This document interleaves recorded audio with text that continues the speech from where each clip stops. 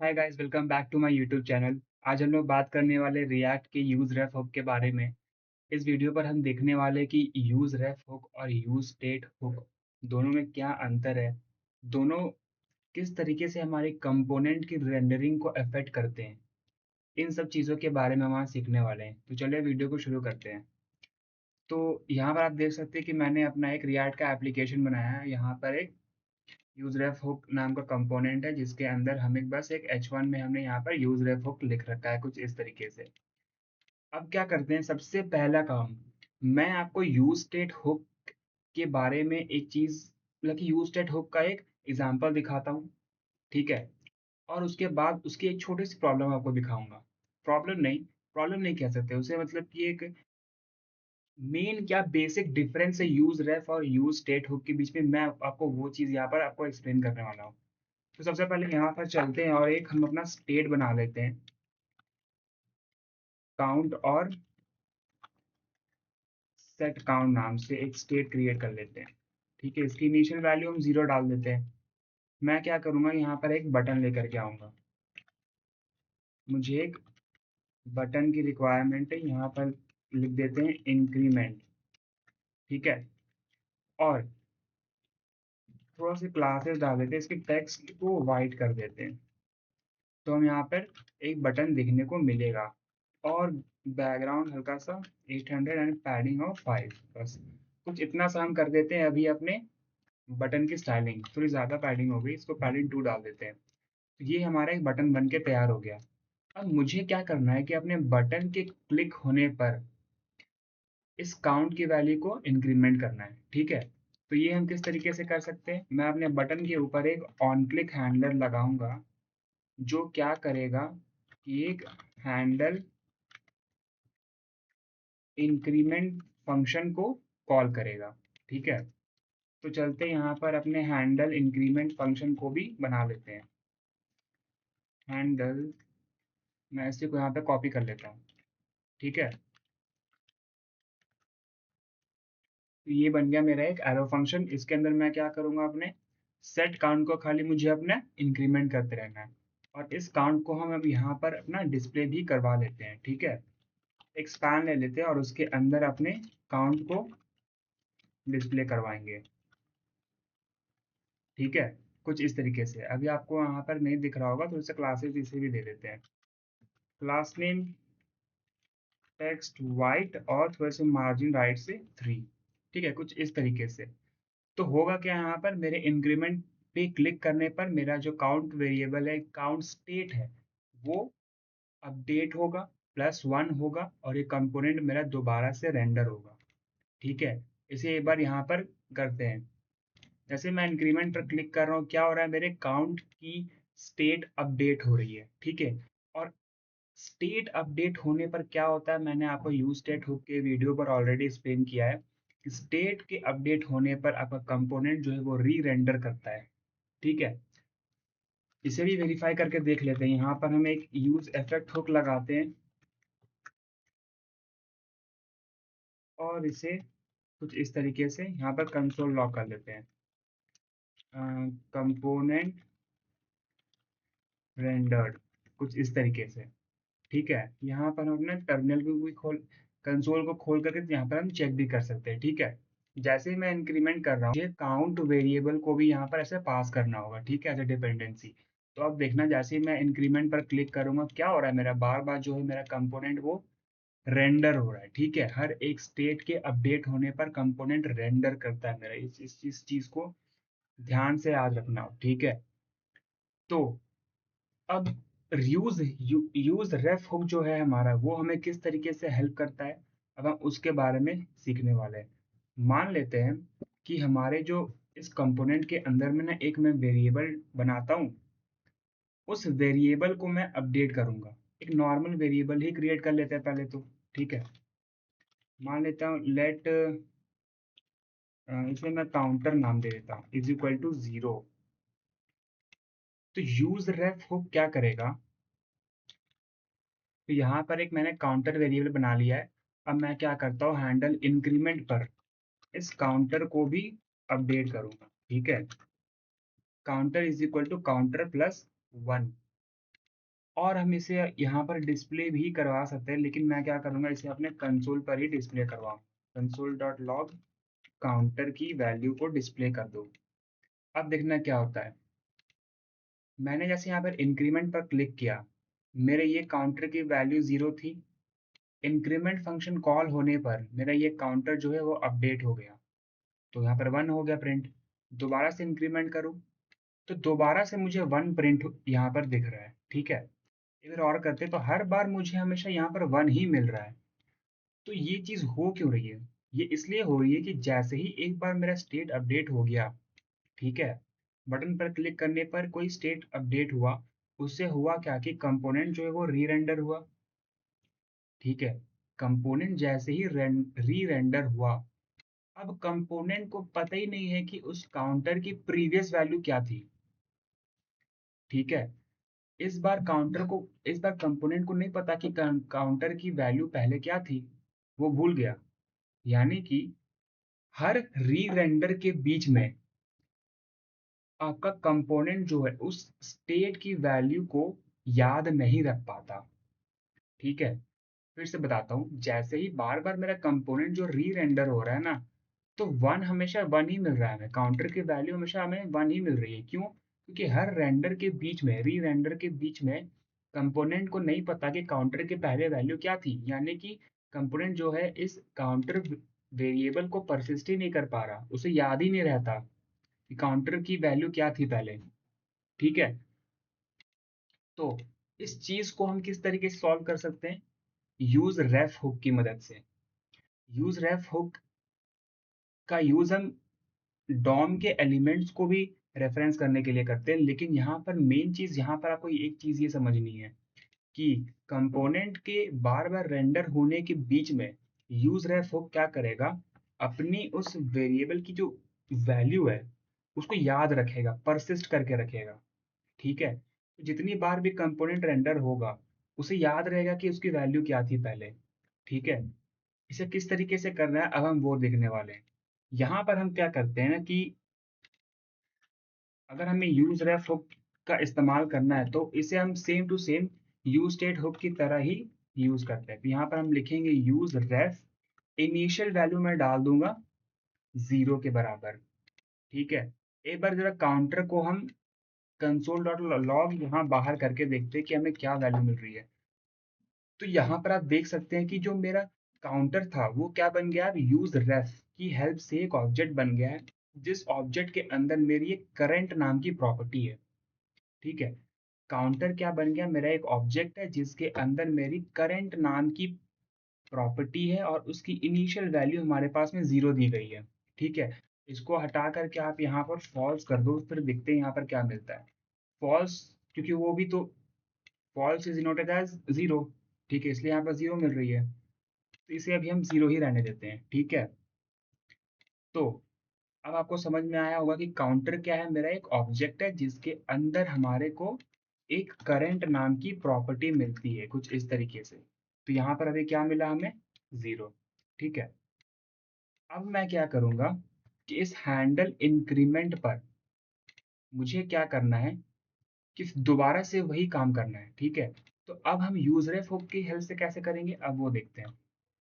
तो यहाँ पर इस काउंटर को हटाते हैं यहाँ से और क्या करते हैं, यूज इफेक्ट हुक के अंदर जा करके अपने काउंटर ऑब्जेक्ट के अंदर जो करंट वैल्यू है उसे मुझे क्या करना है, एक इंक्रीमेंट कर देना है, ठीक है, कुछ इस तरीके से। मैंने क्या किया दोबारा से बताता हूँ, यूज रेफ हुक का इस्तेमाल किया, एक ऑब्जेक्ट बनाया काउंटर जिसके अंदर एक करंट नाम की प्रॉपर्टी है, जिसे मैं यूज इफेक्ट के अंदर एक इंक्रीमेंट करता हूँ। एक चीज हमेशा याद रखना, यूज रेफ हुक कभी भी कंपोनेंट को री रेंडर नहीं करेगा जैसे यूज स्टेट करता था, ठीक है। कंपोनेंट को री रेंडर होने से बचाएगा, इसलिए वो अपनी प्रीवियस वैल्यू को भी याद करके रखता है, ठीक है, परसिस्ट करके रखता है। तो अब क्या कर सकते हैं हम, अब यहाँ पर एक डिस्प्ले भी करवा सकते हैं कुछ इस तरीके से। क्या कर सकते हैं कि हम एक स्पैन ले लेते हैं और स्पैन के अंदर क्या करेंगे, हम अपने काउंटर की वैल्यू को डिस्प्ले करवाएंगे, लेकिन उससे पहले इसे टेक्स्ट को वाइट कर लेते हैं और काउंटर की वैल्यू क्या हो जाएगी हमारी, जो हमारा काउंटर वेरिएबल था उसके अंदर हमारी जो करंट नाम की प्रॉपर्टी थी उसे हम यहाँ पर दिखाते हैं। ठीक है, अब करके देखते हैं कि अब क्या होता है। अब आप देख सकते हो क्या हो रहा है मेरा, जो मेरा वैल्यू थी पहले, जो मैंने एक ऐसी ही वैल्यू ले ली थी लेट का यूज करके, तो वो मेरी चेंज नहीं हो रही थी, बार बार हमें वन ही मिल रहा था। लेकिन यहाँ पर क्या हो रहा है ना कि हमारी कंपोनेंट रेंडर ही नहीं हो रहा, मतलब कि याद रखता है यूज रेफ अपनी पहली प्रीवियस वैल्यू को। इंक्रीमेंट पर मैं जितनी बार भी क्लिक करूं मेरा काउंटर भी अब अपडेट हो रहा है। ठीक है, तो आई होप कि आपको यूज रेफ हुक का मतलब समझ में आया होगा। कि अब चलते हैं ऊपर में, आपको जो मैंने यहाँ पर ये चीज़ लिखाई थी इसका क्या मतलब है उसको देखते हैं पहले। ठीक है, फीचर क्या है हमारा, यूज रेफ है और यूज स्टेट है। यूज स्टेट, यूज रेफ हुक है और यूज स्टेट हुक है। तो ट्रिगर्स अ री रेंडर, क्या यूज रेफ हुक री रेंडर करता है कंपोनेंट को, तो नहीं करता। ठीक है, इसी चीज, इसे हमेशा याद रखना है, यूज रेफ हुक कंपोनेंट को री रेंडर नहीं करेगा। यूज स्टेट हुक क्या हमारे कंपोनेंट को री रेंडर करता था, ऑब्वियसली करता था।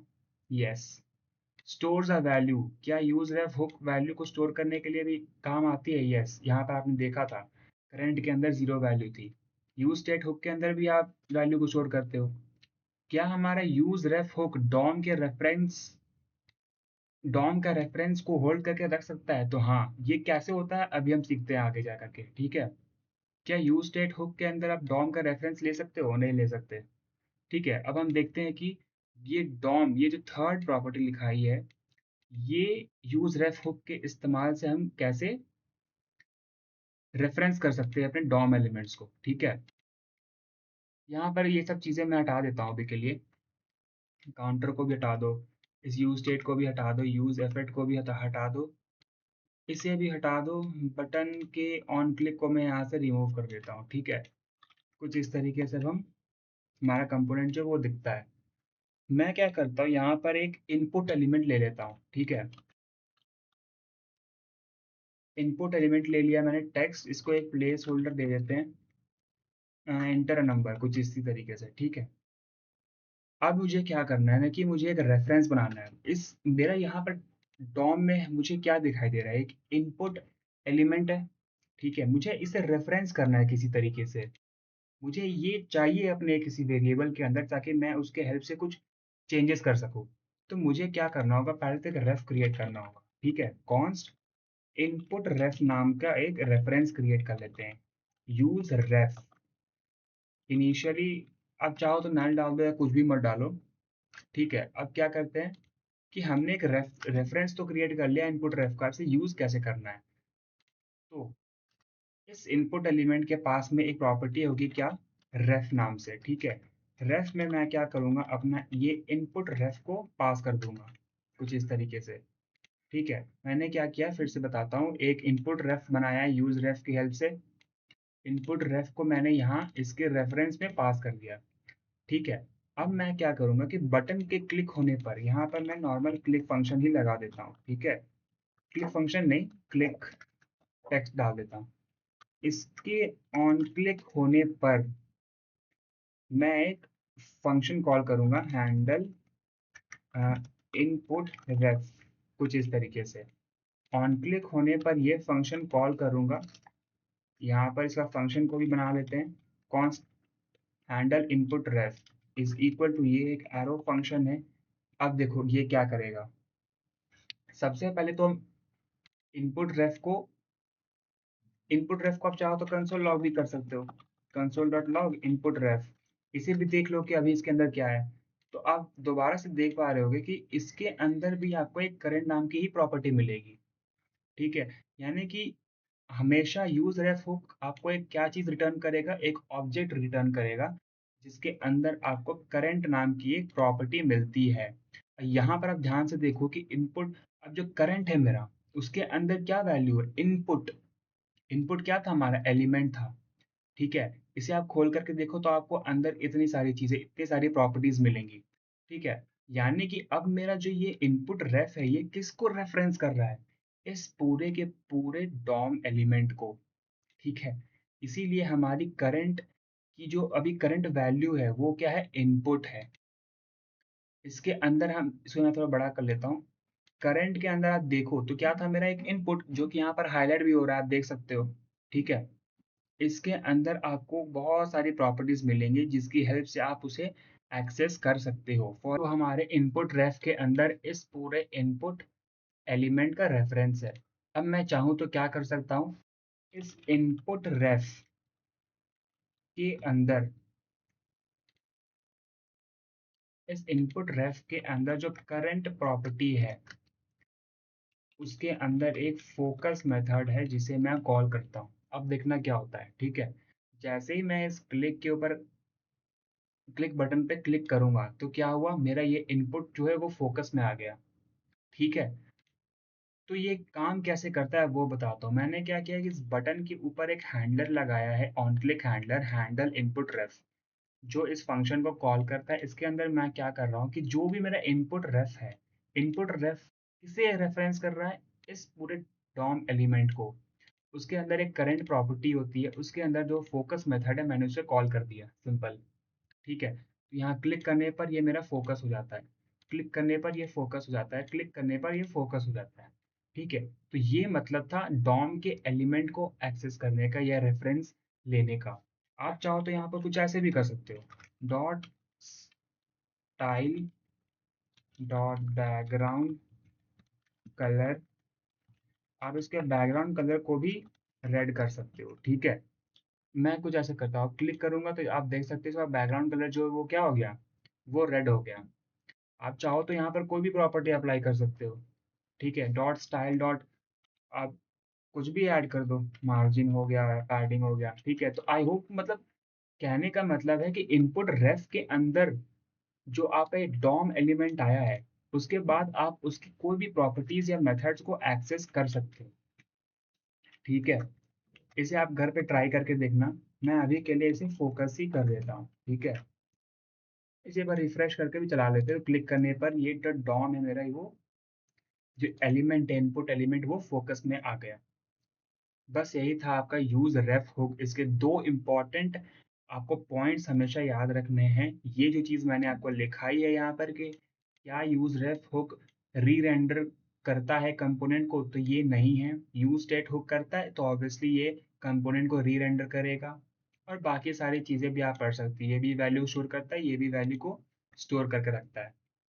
क्या यूज रेफ हुक के अंदर आपको डॉम का एक्सेस मिलता है, रेफरेंस? तो हाँ, मिलता है। यूज स्टेट हुक के अंदर आपको नहीं मिलेगा। ठीक है। तो आपको समझ में आया होगा कि यूज रेफ हुक से किस तरीके से आप बार बार रेंडरिंग होने के बीच में किस तरीके से वो वैल्यू को स्टोर करके रखता है, अपने अंदर परसिस्ट करके रखता है। आपको ये चीज़ समझ में आई होगी। जो काउंटर वाला एग्जांपल हमने देखा था, किस तरीके से काउंटर भी अपडेट हो रहा था, जो पहले हमारा अपडेट नहीं हो रहा था। उसके बाद हमने कैसे देखा कि किसी भी आप एलिमेंट को रेफरेंस कर सकते हो आप, और उसके अंदर की प्रॉपर्टीज और मेथड्स को आप एक्सेस कर सकते हो। ठीक है। तो बस आज के वीडियो के लिए इतना ही। आई होप कि आपको यूज रेफ वर्क अच्छे से समझ में आया होगा। कोई भी डाउट्स हो, कोई भी क्वेरीज हो तो प्लीज़ कमेंट करके बताएं। मिलते हैं अगले एक ऐसे अमेजिंग वीडियो के साथ। Till then, thank you so much for watching.